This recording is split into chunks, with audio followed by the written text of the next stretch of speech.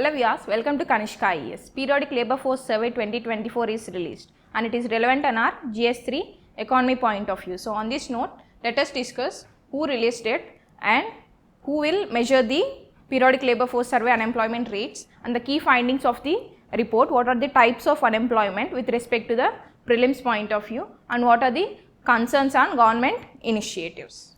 Coming to the topic, why it is in the news? Because the Ministry of Statistics and Program Implementation, also known as MOSP, has released the Periodic Labour Force Survey 2024. It is released by Ministry of Statistics and Program Implementation. But who measures the unemployment rate? It is the NSSO, which stands for National Sample Survey Office. It measures the unemployment rate in India and it is released by MOSP, right?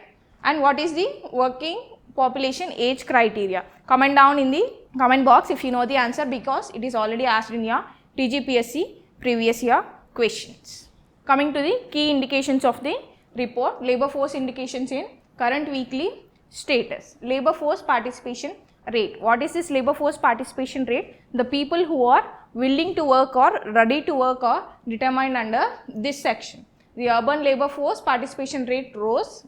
The points you need to remember here is not the percentage much, because there is no much increase in the percentage. You should remember whether it has risen or it has declined, right?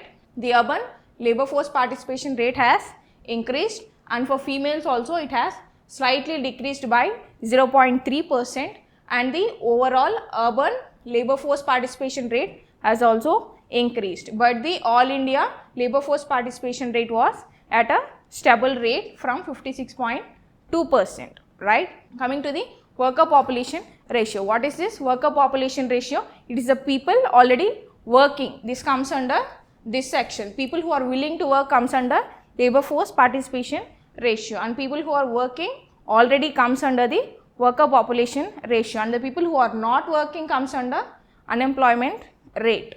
Under this worker population ratio, it also rose slightly from 47% to 47.6%, and the all India worker population ratio didn't change, right? And coming to the labour force participation rate as well, the all India rate didn't change, both remained stable.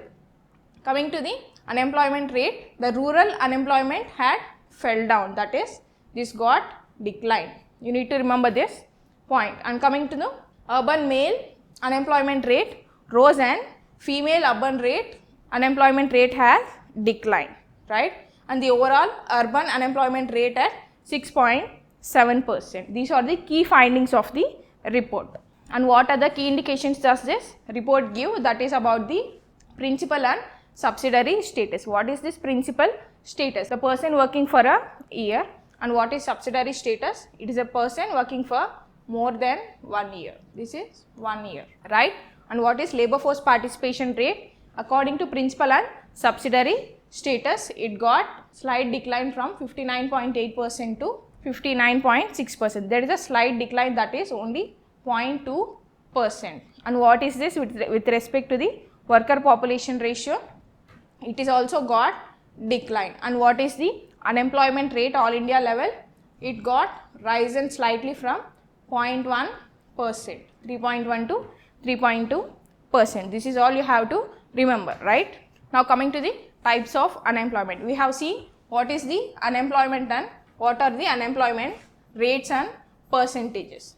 It is important in your data descriptive part, but when it comes to the prelims, you need to remember what are the types of unemployment that is existing in India, and already questions were asked in your UPSC prelims as well. Coming to the disguised unemployment, it means people are employed than actually needed. For example, if we take, there is a Pani Puri seller. If there is a, generally it requires single person, but if there is one person for giving the plate and one person for giving the onions and one person for giving the puris, see, one person, 3 persons. This is nothing but disguised unemployment. More people will be working in an area than the required.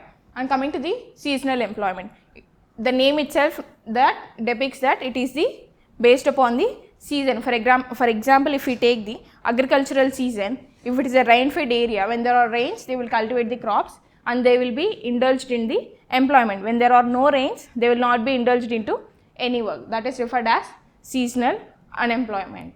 What is structural unemployment? It is that your skills are different. For example, your education will be different and the work you are doing will be different. That is known as structural unemployment, right? Coming to the cyclical unemployment. This takes place when there are global recessions and economic crises are taking place. What is technological unemployment? It takes place due to the technological advancements, like recently when artificial intelligence has gained the popularity, the techies were in fear that they would lose their jobs, and many of them have also lost their jobs. Coming to the frictional unemployment. What is frictional unemployment? For example, if you take in 2024, you are working somewhere, but you have left the job in 2024 December and you are working now in 2025 April. The mid period between this December and April is known as frictional unemployment. Hope you are all clear about the types of unemployments.